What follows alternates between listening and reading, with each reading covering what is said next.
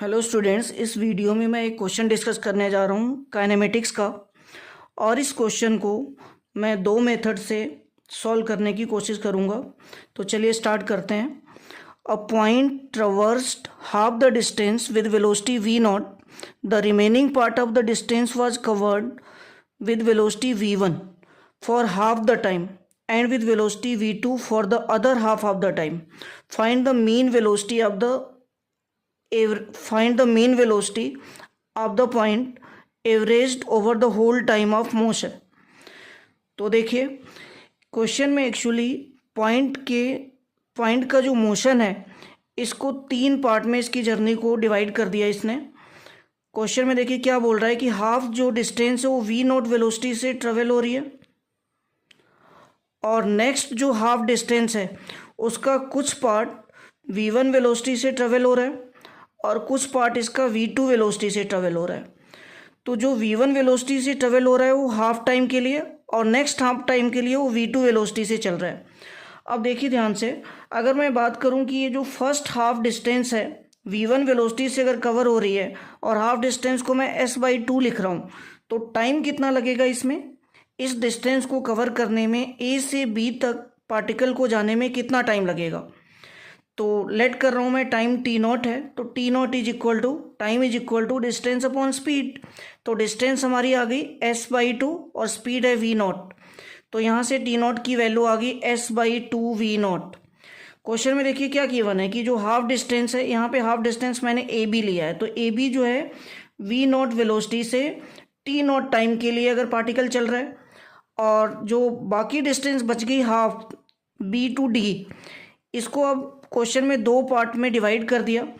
तो B C जो part है वो v1 वेलोसिटी से हाफ टाइम के लिए चल रहा है, मतलब t/2 टाइम के लिए, और जो नेक्स्ट पार्ट है सी डी वो v2 वेलोसिटी से t/2 टाइम के लिए चल रहा है। तो अब देखिए ध्यान से, v1 वेलोसिटी से b2c और v2 वेलोसिटी से c2d पार्टिकल कवर कर रहा है। तो जितना टाइम वो b से c तक जाने में ले रहा है उतना ही टाइम c से d में जाने में ले रहा है। तो b से c तक का टाइम मैंने लेट किया t/2, तो c से d तक का टाइम भी t/2 होगा।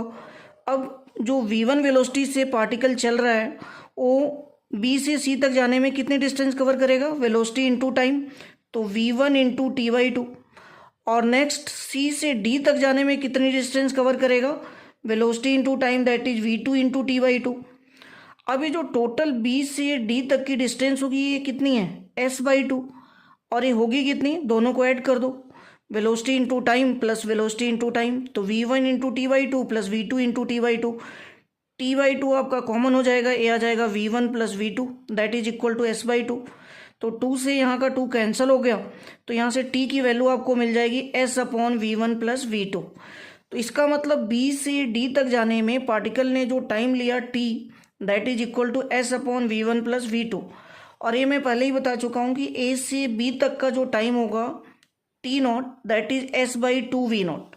अब एवरेज वेलोसिटी होती क्या है, total displacement upon total time. तो a से d तक आने में डिस्प्लेसमेंट कितनी हो गई, s, और टाइम कितना लगा total, t not plus t। तो t नॉट और t की वैल्यू पुट कर दीजिए, तो s/2 v not plus s/v1 plus v2।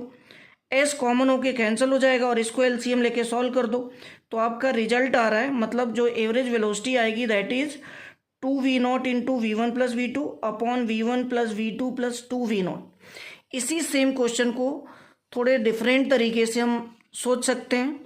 तो देखिए क्या सोचा मैंने कि पार्टिकल a से d तक जा रहा है और ये जर्नी जो है तीन पार्ट में मैंने डिवाइड की, a to b, b to c and c to d। a से b तक की जो डिस्टेंस हो s/2 और b से d तक की डिस्टेंस भी s/2 होगी। लेकिन क्वेश्चन में क्या बोला है कि b से c तक टाइम जितना ले रहा है उतना ही c से d तक का टाइम है। लेट कर लिया मैंने, b से c तक का टाइम t है और c से d तक का टाइम भी फिर t होगा। तो अभी बताइए कि अगर b से c तक पार्टिकल v1 वेलोसिटी से चल रहा है तो कितनी डिस्टेंस कवर करेगा, v1 इंटू टी, और c से d तक अगर v2 वेलोसिटी से चल रहा है तो कितनी डिस्टेंस कवर करेगा, v2 इंटू टी। तो b से d तक की जो टोटल डिस्टेंस हो गई वो क्या होगी, v1t प्लस v2t। अभी जितनी डिस्टेंस आपकी b से d की है उतनी ही डिस्टेंस ए से बी की है। It means v1t plus v2t अगर bd है तो ab की वैल्यू भी सेम होगी। लेकिन ab की वैल्यू आप वेलोसिटी के अकॉर्डिंग भी अगर हम बात करें, जो दे रखी है v0 a से b तक की वेलोसिटी है, और टाइम मैं अगर t0 ले लूँ तो ab को मैं क्या लिखूँगा, वेलोसिटी इंटू टाइम, तो v0 इंटू t0। अब ये v0 इंटू t0 जो ab की वैल्यू मैंने बताई, यही किसके इक्वल होनी चाहिए, v1t प्लस v2t के। तो ये देखिए दोनों इक्वेट कर दिया मैंने। यहाँ से t0 की वैल्यू आपको मिल गई, t0 की वैल्यू आ गई v1 plus v2 into T upon v0। अब एवरेज वेलोसिटी क्या होगी, total displacement upon total time. तो टोटल डिस्प्लेसमेंट का मतलब B D plus A B.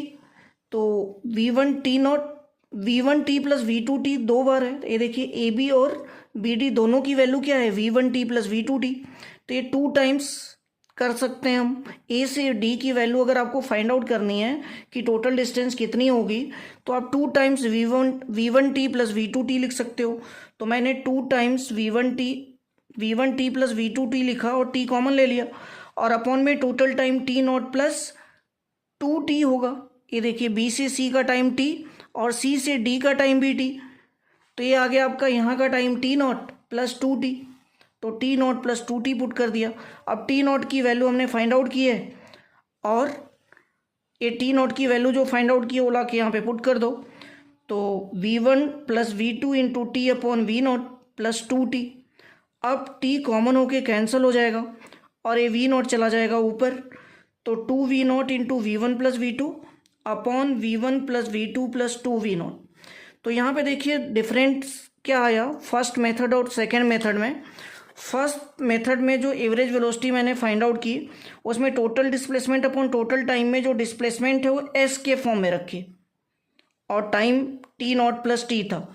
लेकिन सेकेंड मेथड में जो आपकी टोटल डिस्प्लेसमेंट है वो वेलोसिटी के फॉर्म में आ गई, 2 times v1 plus v2 into T. यहीं पे आके क्वेश्चन का सॉल्व करने का तरीका चेंज हुआ है। Thank you.